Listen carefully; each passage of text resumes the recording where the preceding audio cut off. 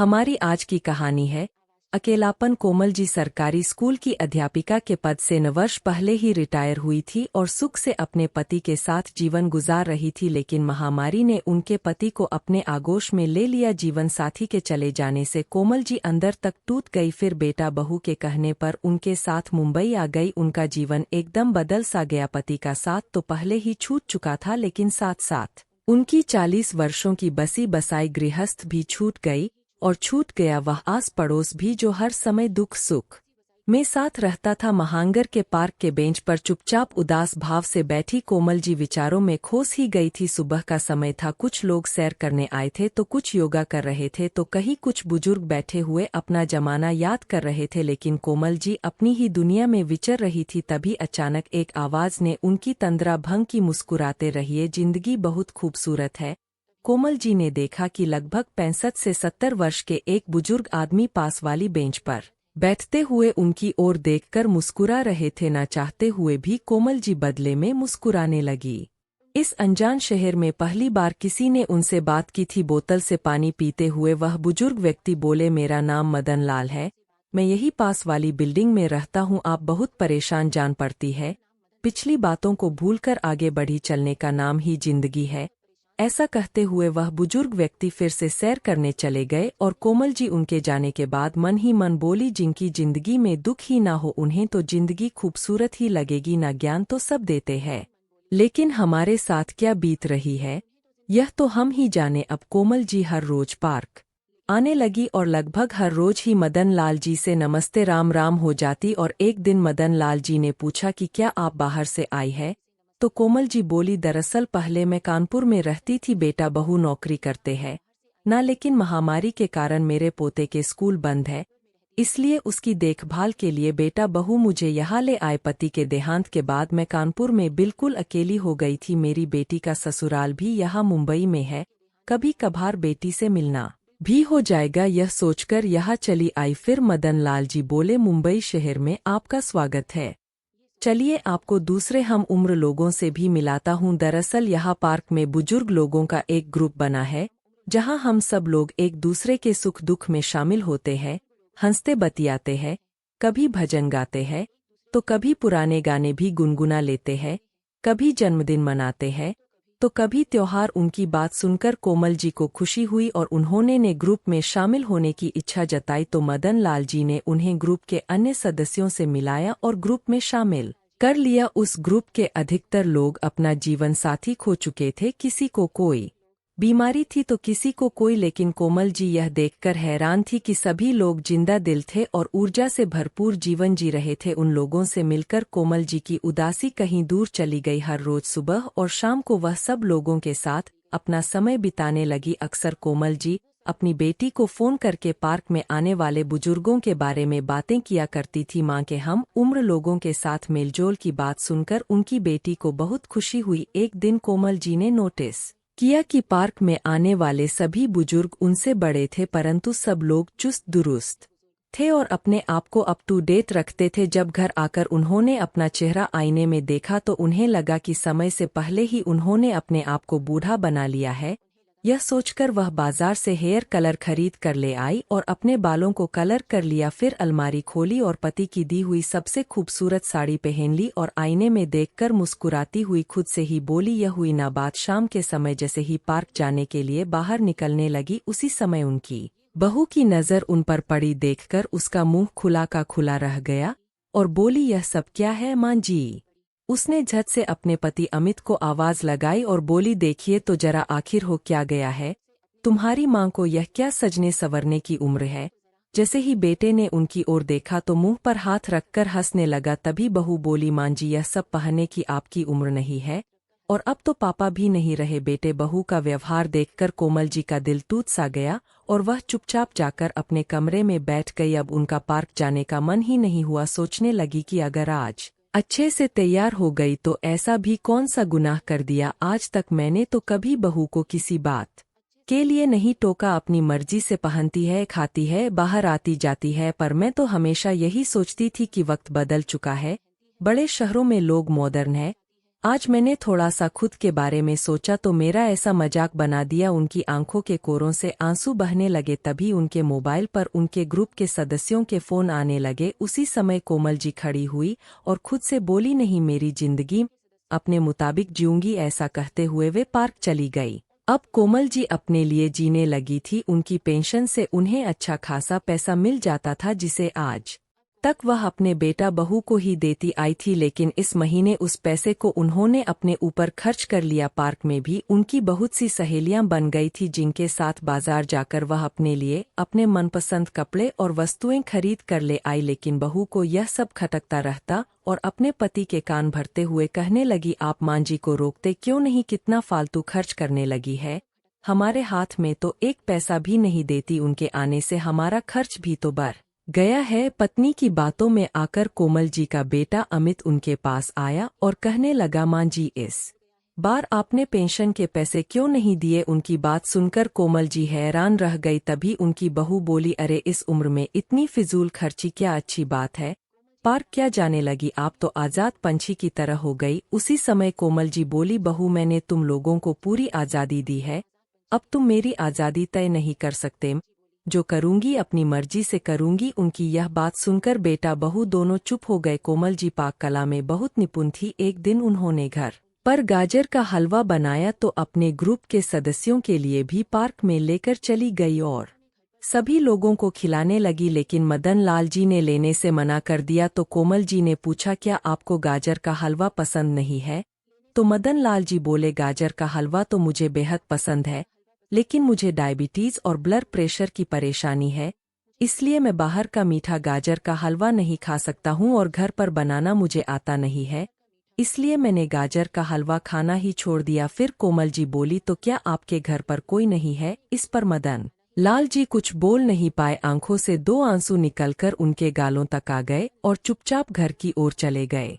2 दिन बीत चुके थे, लेकिन मदन लाल जी पार्क में नहीं आए थे। ग्रुप के सदस्यों से पूछा तो पता चला कि वह फोन भी नहीं उठा रहे। कोमल जी को मन ही मन उनकी चिंता सता रही थी। बार बार उनका हंसता मुस्कुराता चेहरा उनके सामने आ रहा था। जैसे ही घर जाने के लिए वह पार्क से निकली, उनके कदम स्वतः ही मदन लाल जी के घर की ओर मुड़ गए। गार्ड से उनके फ्लैट का नंबर पूछा और उनके दरवाजे पर जाकर बैल बजाई। मदन लाल जी ने लड़खड़ाते कदमों से चलकर दरवाजा खोला। जैसे ही उन्होंने दरवाजे पर खड़ी कोमल जी को देखा तो वे चौंक गए और फिर उन्हें अंदर बुलाया। उनकी ऐसी हालत देखकर कोमल जी हैरान रह गई और बोली, आपकी तबीयत इतनी खराब है, लेकिन घर पर आपकी देखभाल के लिए कोई नहीं है?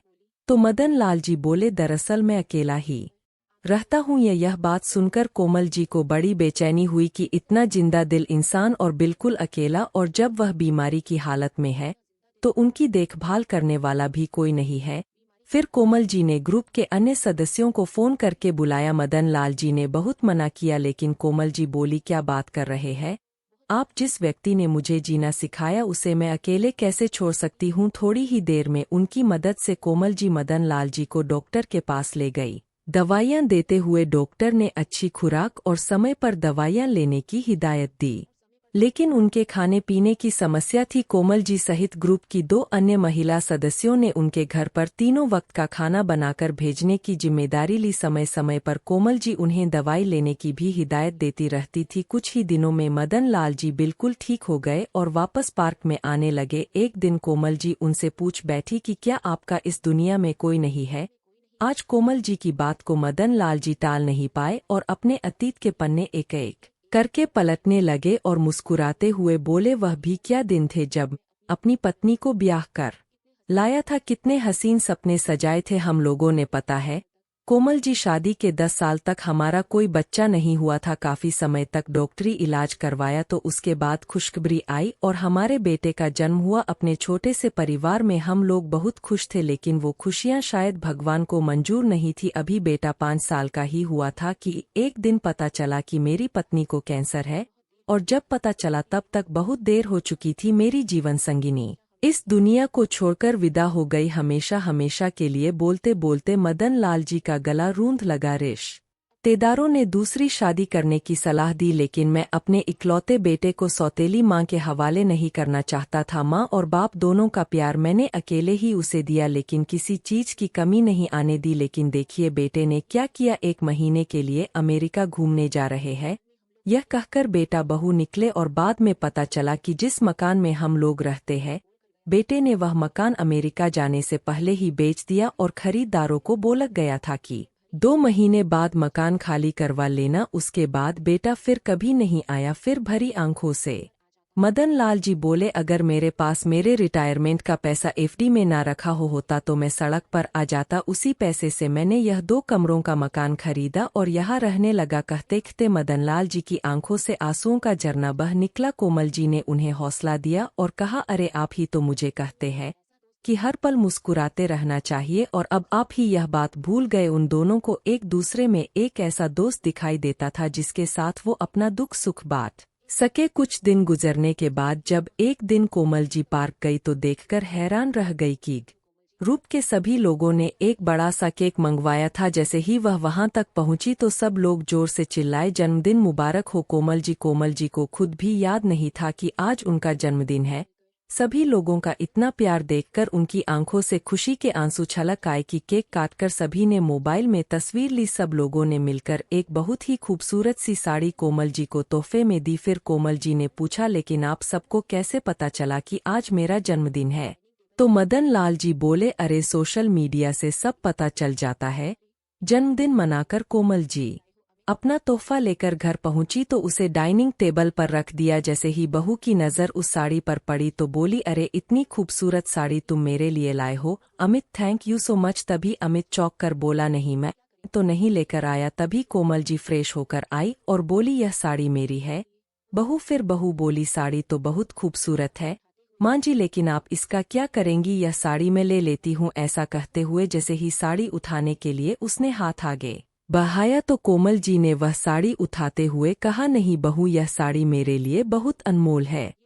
बहू अपनी सांस का मुंह देखते रह गई। फिर कोमल जी ने कहा, दरअसल आज मेरा जन्मदिन था ना, इसलिए पार्क में ग्रुप के सभी लोगों ने मुझे यह तोहफा दिया था। यह बात सुनकर बेटा बहू दोनों हैरानी से बोले, आपका जन्मदिन था आज? ऐसा कहते हुए उन दोनों का सिर शर्म से झुक गया। फिर उनका बेटा बोला, माँ आप अपना जन्मदिन मनाती नहीं हो ना, इसलिए हमें याद नहीं रहा। उसी समय कोमल जी पुराने समय की यादों में खो गई, जब अपने बच्चों के जन्मदिन के अवसर पर वह पूरा दिन रसोई में खड़े होकर उनकी पसंद के पकवान बनाती और शाम को उनके दोस्तों को बुलाकर पार्टी देती। लेकिन फिर सोचने लगी कि समय की बात है, जब बेटा बहू अपनी जिंदगी में मस्त है तो बड़ों को भी अपने लिए जीना चाहिए। लेकिन बहू को अपनी सांस में यह परिवर्तन रास नहीं आ रहा था।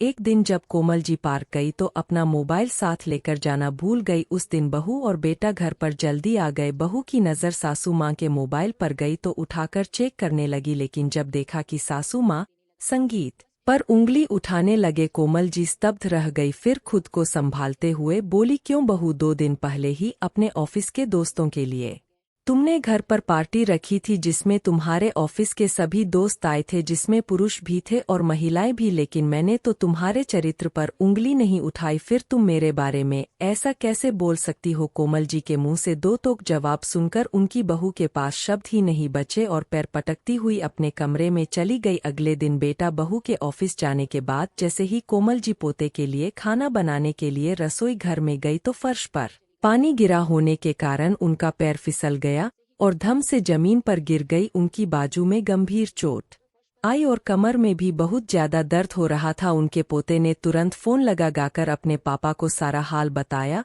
और उन्हें जल्दी आने को कहा। डॉक्टर से चेक करवाया तो पता चला कि उनकी बाजू की हड्डी में फ्रैक्चर हुआ है।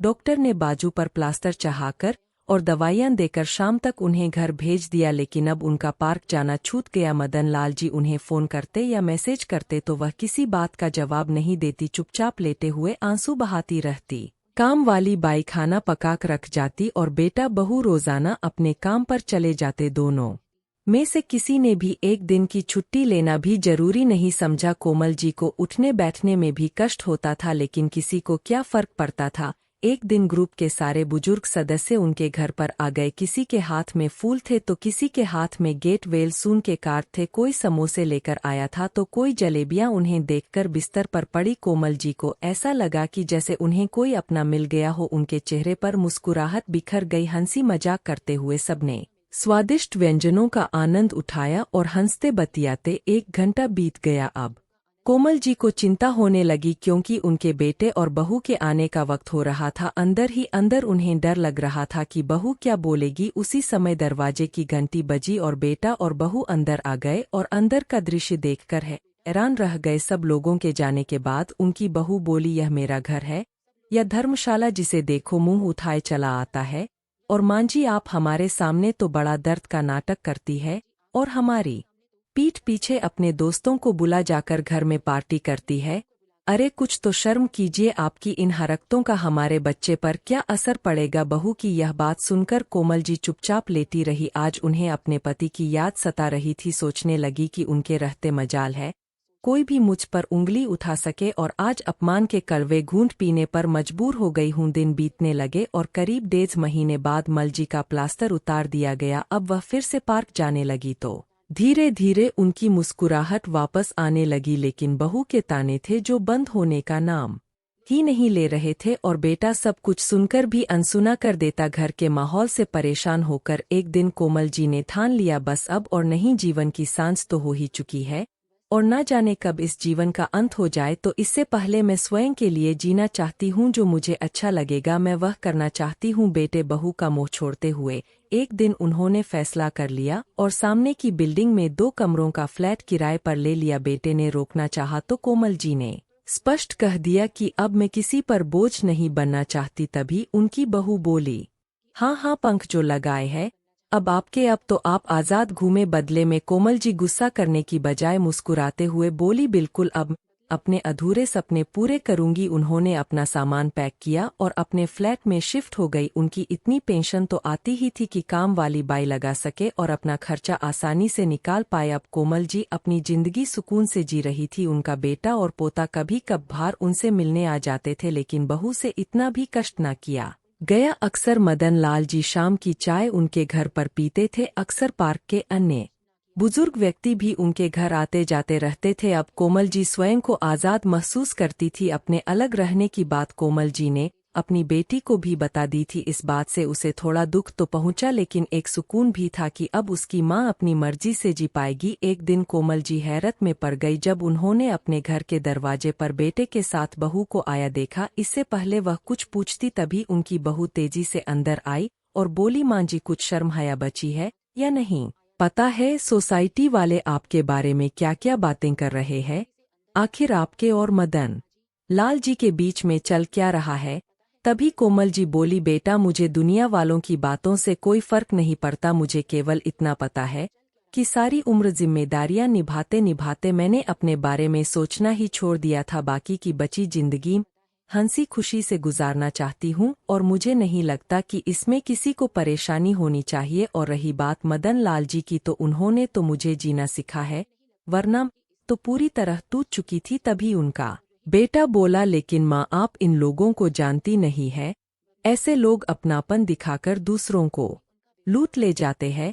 बेटा, मैंने अपने यह बाल धूप में सफ़ेद नहीं किए हैं, और वैसे भी जिसे अपनों ने ही लूटा हो उसे दूसरे क्या लूटेंगे? तुमने मेरे पास छोड़ा ही क्या है जो कोई लूट लेगा? उसी समय मदन लाल जी, जो दरवाजे के बाहर खड़े हुए सारी बातें सुन रहे थे, घर के अंदर आ गए और उन्हें देखते ही कोमल जी के बेटा बहू का मुंह खुला का खुला रह गया। जैसे ही वे उठकर बाहर जाने लगे, उसी समय मदन लाल जी ने उसे कहा, बेटा, शर्म कोमल जी को नहीं बल्कि तुम जैसे लोगों को आनी चाहिए। किसी का चरित्र मंथन करने से पहले तुम लोग एक बार भी नहीं सोचते। तुम लोग जानना चाहते हो कि तुम्हारी माँ क्या करती है? जैसे ही मदन लाल जी ने कहा तो कोमल जी ने उन्हें चुप रहने का इशारा किया, परंतु वह रुकने वाले नहीं थे। बोले, पार्क में हर रोज सुबह और शाम को जब हम सब लोग बैठते हैं, तो वही पास में ही सोसाइटी में काम करने वाली औरतों के बच्चे आवारा घूमते हैं। छोटी सी उम्र में वे गलत आदतों के शिकार हो रहे हैं।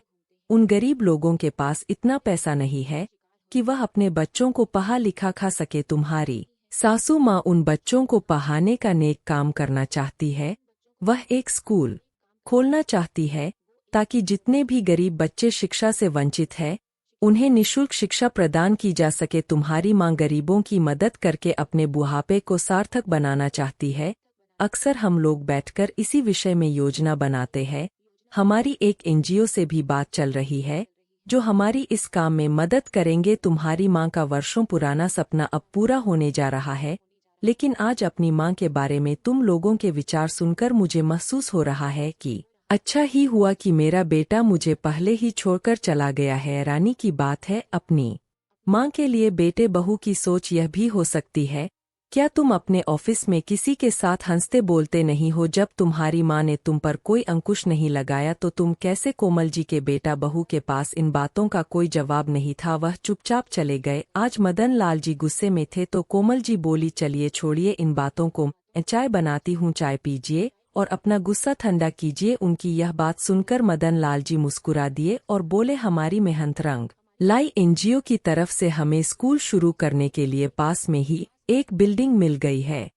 कोमल जी यह बात सुनकर बहुत खुश हुई। जल्दी ही बिल्डिंग को स्कूल का रूप दे दिया गया। सभी पढ़े लिखे बुजुर्ग बच्चों को पढ़ाने का काम करने लगे। सब लोगों ने दिल खोलकर मदद की। शुरू में स्कूल में केवल 20 बच्चे आए, लेकिन धीरे धीरे उनकी संख्या बढ़ती गई। देखते ही देखते उनका यह स्कूल चर्चा का विषय बन गया। कोमल जी और उनके साथ का काम करने वाले अन्य बुजुर्गों को भी जीने का एक मकसद मिल गया था। एक दिन कोमल जी की बेटी उनके पास कुछ दिनों के लिए आई और जब वह भाई भाभी से मिलने गई तो उन्होंने उसे मदन लाल जी के विषय में बताया। यह भी कहा कि उसे अपनी मां को समझाना चाहिए, लेकिन उनकी बेटी को अपनी मां में कोई बुराई नजर नहीं आ रही थी, बल्कि उसने देखा कि उसकी मां के चेहरे पर फिर से मुस्कुरा आ गई है।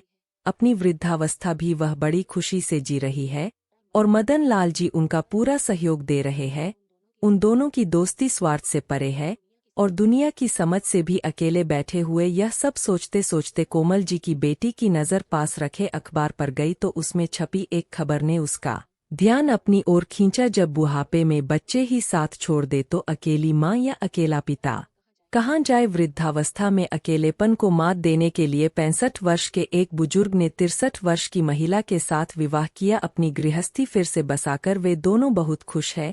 इस खबर को पढ़कर कोमल जी की बेटी के मन में एक विचार आया। जब मदन लाल जी कोमल जी के घर आए तो उसने अपनी मां और मदन लाल जी के सामने दोनों की शादी का प्रस्ताव रखा और कहा कि आप दोनों के इस रिश्ते को यह दुनिया नहीं समझ पाई तो क्यों न आपके इस रिश्ते को एक नाम दे दिया जाए? क्या आप दोनों एक दूसरे का जीवन साथी बनना पसंद करेंगे? तभी कोमल जी बोली, यह बोल रही है, तू इस उम्र में क्यों हम पर दाग लगाना चाहती है? यह दुनिया क्या कहेगी? लेकिन उसकी बात सुनकर मदन लाल जी थोड़ी देर चुप बैठे रहे। दिमाग में बहुत कुछ चल रहा था। कोमल जी के गुस्से को देखकर उन्होंने कुछ ना कहना ही मुनासिब समझा और अपने घर लौट गए। फिर कोमल जी की बेटी ने उन्हें समझाया, माँ, अगर जीवन की राह में कोई अच्छा साथी मिल जाता है तो साथ चलने में कोई नुकसान नहीं है। कोमल जी सोचते सोचते अपने पति की तस्वीर के सामने बैठ गई। उनका मन बेचैन हो रहा था। सोचने लगी कि अपने पति को धोखा नहीं दे सकती, लेकिन फिर अगले ही पल विचार आया कि मेरे पति भी तो यही चाहते थे कि मेरे होठों पर हमेशा मुस्कुराहट रहे। मेरी आंखों में आंसू देखकर तो उन्हें भी चैन नहीं मिलता होगा। और फिर अगर दोस्ती को एक रिश्ते का नाम दे दिया जाए तो दुनिया का मुंह बंद हो जाएगा। मदन लाल जी को भी इस रिश्ते से कोई हर्ज नहीं था। चिंता थी तो केवल इस बात की कि उन दोनों पर कोई उंगली न उठाए। लेकिन कोमल जी के बेटा बहू तक यह बात पहुंची तो वे भड़क उठे। वे दोनों इस रिश्ते के सख्त खिलाफ थे। सोसाइटी में हर कोई उनके बारे में बातें कर रहा था। कोई उनकी हिम्मत की तारीफ कर रहा था तो कोई कानाफूसी कर रहा था। 2 दिन बीते तो अचानक मीडिया वाले कोमल जी के स्कूल के बाहर पहुंच गए और उनसे इस रिश्ते के बारे में सवाल करने लगे। लेकिन कोमल जी हैरान थी कि उन तक यह खबर कैसे पहुंची। और उधर कोमल जी की बहू पीछे खड़ी हुई मुस्कुरा रही थी और सोच रही थी कि बड़ी आई हिम्मत दिखाने वाली अब पूरी दुनिया को जवाब देंगी तो पता चलेगा। चारों तरफ जैसे हंगामा सा हो गया। लेकिन कोमल जी ने सोच लिया था कि आज वह चुप नहीं रहेंगी। जब मीडिया वालों ने पूछा कि क्या यह सच है कि इस उम्र में आप मदन लाल जी से शादी करने जा रही है? अपने स्कूल के बच्चों को क्या आप यही शिक्षा देने चली है? कोमल जी ने खुद को मजबूत बनाते हुए एक गहरी सांस ली और बोली, यह बिल्कुल सच है कि हम दोनों शादी करने जा रहे हैं, पर इसके लिए मजबूर करने वाला कौन है? यह समाज हमारा शादी करने का मकसद केवल अपना अकेलापन बांटना है। वाह, अकेलापन जो आज की पीढ़ी ने हमें दिया है। अरे हम लोग तो वृक्ष के सए हुए पत्ते हैं, जो कब जड़ जाए नहीं मालूम, लेकिन जब तक वृक्ष से जुड़े हैं तब तक खाद और पानी की दरकार तो हमें भी है। किसी से हंसना बोलना हमें भी अच्छा लगता है। अगर हम एक दूसरे का सुख दुख बांट लेते हैं, हंस बोल लेते हैं, तो यह भी समाज को रास नहीं आता। तभी मदन लाल जी आए और कोमल जी का हाथ थाम हुए बोले, शादी करने का फैसला हमने इसलिए लिया है ताकि समाज के सामने हमारे रिश्ते पर मोहर लग जाए और किसी को हमारा हंसना बोलना ना अखरे। अब भी यदि किसी के मन में कोई सवाल है तो बोलो। तभी भीड़ में से तालियों की आवाज आने लगी। यह तालियां कोमल जी और मदन लाल जी के बुजुर्ग साथी बजा रहे थे। देखते ही देखते पूरा स्कूल तालियों से गूंज उठा। सब उनके साहस की सराहना कर रहे थे। तो दोस्तों, आपको यह कहा कैसी लगी, लाइक और कमेंट करके जरूर बताएं और चैनल को सब्सक्राइब करना बिल्कुल ना भूले। मिलते हैं एक नई कहानी के साथ। बहुत बहुत धन्यवाद।